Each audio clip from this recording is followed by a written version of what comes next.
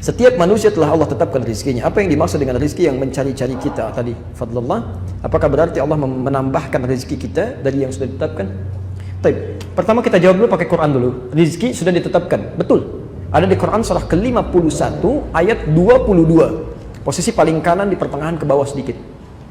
Wa fis samai rizqukum wa ma tu'adun. Wa fis samai, dan di langit itu rizqukum, rizki Anda telah ditetapkan. Wa ma tu'adun, dan dijanjikan oleh Allah akan diberikan. Rizki kita sudah ditetapkan dan dijanjikan akan diberikan. Jadi mustahil ada manusia yang lahir ke muka bumi ini tidak memiliki rizki, itu mustahil.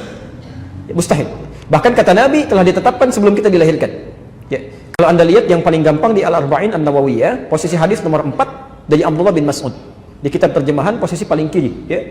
Inna ahadakum yujma'u fi batni ummihi 40 yawman nutfah. Setiap Anda diciptakan, dibentuk oleh Allah di perut ibundanya 40 hari pertama baru berbentuk nutfah, percampuran antara spermatozoa dengan ovum.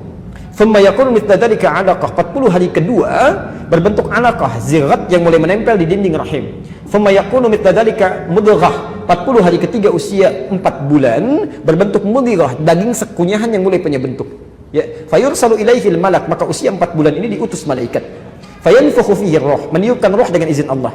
Wa yu'maru bikatsbi arba'in, dan diperintahkan menetapkan 4 hal. Pertama kali bikatsbi rizqihi, menetapkan rizkinya. Jadi rizki kita itu sudah ditetapkan oleh Allah sebelum kita bahkan terlahir, dan akan dibawa sampai kita menghadap pada Allah Subhanahu wa taala. Jadi tidak akan ada orang meninggal sebelum dicukupkan rizkinya. Jelas di sini? Baik. Pertama, maaf, rizki tadi ditetapkan di mana? Di langit. Kita hidup di mana?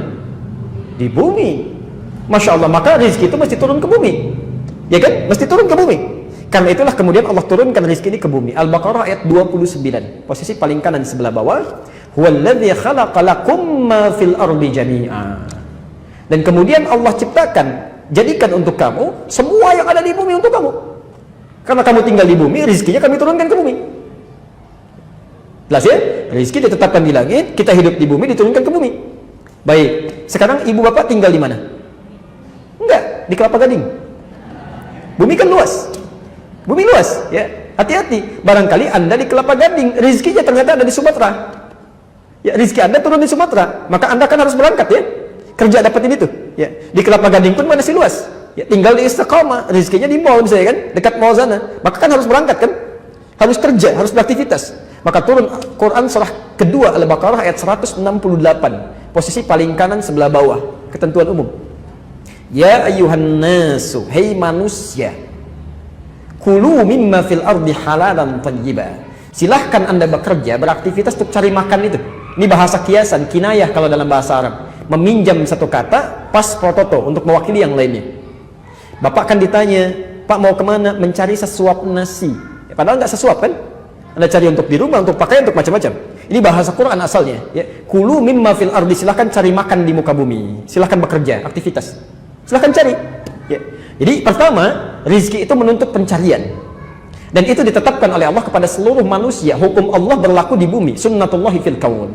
Jadi maaf, rizki itu pertama terkait dengan ikhtiar kita. Jadi kalau ada orang misalnya, mohon maaf ya, ada orang walaupun soleh sesoleh apapun tidak mau berikhtiar, nggak akan turun juga. Dia harus cari, ya. Dan tidak ada hubungan dengan iman. Kaya tidak ada korelasi dengan iman. Misal, mohon maaf, kenapa ya saya sholat, tapi kok orang itu nggak sholat dia kaya? Ada kata-kata itu, Pak. Kami pernah bertaklim, ada orang mengatakan, Ustadz kenapa mesti sholat? Toh yang nggak sholat pun bisa kaya. Kami sampaikan syarat kaya itu bukan sholat. Syarat kaya itu bekerja. Jadi kalau Anda nggak kerja keras seperti dia, ya nggak akan dapat rezeki Anda. Sholat itu menjadikan kaya Anda menjadi berkah. Harta Anda bermanfaat, itu fungsi sholat. Dan bisa mempercepat kalau sholat Anda benar. Ya. Jadi hukum yang pertama, rezeki di langit, diturunkan ke bumi, kita harus cari. Nah, itu yang disebut dengan adlullah, keadilan Allah di muka bumi. Tapi kita bertanya, ya Allah, kita kerja, dia kerja, kita sholat, dia enggak. Masa sama? Apakah ada perbedaan? Ada. Allah akan percepat dia mendapatkan tanpa harus lelah mencarinya. Maka dipindahkan ayat untuk orang beriman. Dia kerja, dia beriman juga. Quran surah kedua di surah yang sama, Al-Baqarah ayat 172, pindah ke kiri di pertengahan. Paling atas, lihat ayatnya. Kita mau berakhir di sini, sebentar lagi ada masuk asar ya. Ya ayyuhalladzina amanu, hei orang-orang yang beriman. Perhatikan, ayat yang pertama kan ya ayyuhan nas ya. Kalau manusia itu, maaf, mencakup orang beriman saja atau umum? Umum, mencakup non-muslim juga. Artinya kalau non-muslim pun bekerja, dia mendapat rezeki. Tapi ayat ini ya ayyuhalladzina amanu, hei orang-orang yang beriman. Kalau beriman itu orang Islam saja atau non-muslim juga? Islam saja. Ya ayyuhalladzina amanu kulu min thayyibati ma razaqnakum. Silahkan dapatkan rezeki yang telah kami sediakan. Bukan kita yang capek mencari, tapi Allah yang sediakan. Tapi yang menarik, perhatikan. Ketika Allah meminta mencari rezeki bagi orang-orang umumnya, manusia umumnya, kalimat halal dan thayyibnya muncul. Halalan thayyiban. Tapi ketika meminta pada orang beriman, kalimat halalnya dibuang. Tinggal thayyibnya dan dijamakkan bentuknya. Thayyibat. Kenapa halalnya dibuang? Karena orang beriman itu imannya akan menuntun dia mencari yang halal. Jadi kalau ada orang beriman mencari yang haram, itu tandanya ada yang salah dalam imannya.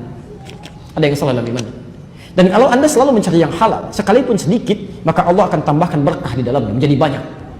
Lihat, kalimat tadi halalan thayyibah. Halal, thayyib, thayyibnya tunggal. Nanti kita bahas dengan rinci saat masuk ayat ini. Thayyiban itu bentuknya mufrad. Mufrad itu tunggal, satu. Jadi kalau orang-orang tidak beriman, mendapatkan rezeki sebanyak apapun, kelihatannya sedikit. Satu aja kecil. Kecil. Ya, 1 miliar kecil aja, 10 miliar sedikit aja, makanya dibuat capek, kerja lagi, dapat, tapi kelihatan seperti kecil, nggak ada kenikmatan. Tapi orang beriman, thayyibat, dijamakkan bentuknya oleh Allah, ingin memberikan pesan, kalaupun kamu dapat kelihatan sedikit, tapi kami berikan berkah di dalamnya. Masya Allah, diberikan 500 ribu, sebulan gak habis-habis.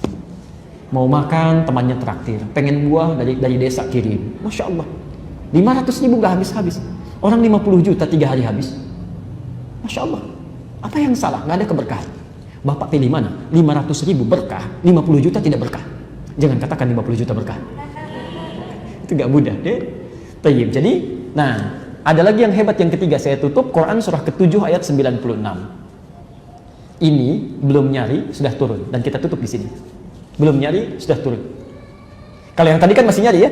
Nyari dimudahkan, yang ini tidak. Belum nyari, Allah sudah dekatkan. Siapa dia?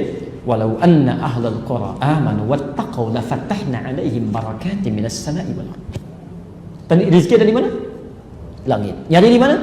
Di bumi. Sekarang perhatikan. Walau anna ahlal qura, kalaulah satu penduduk kota, satu penduduk negeri, jangankan satu orang, sependuduknya, dia beriman kepada Allah, dia tingkatkan takwanya.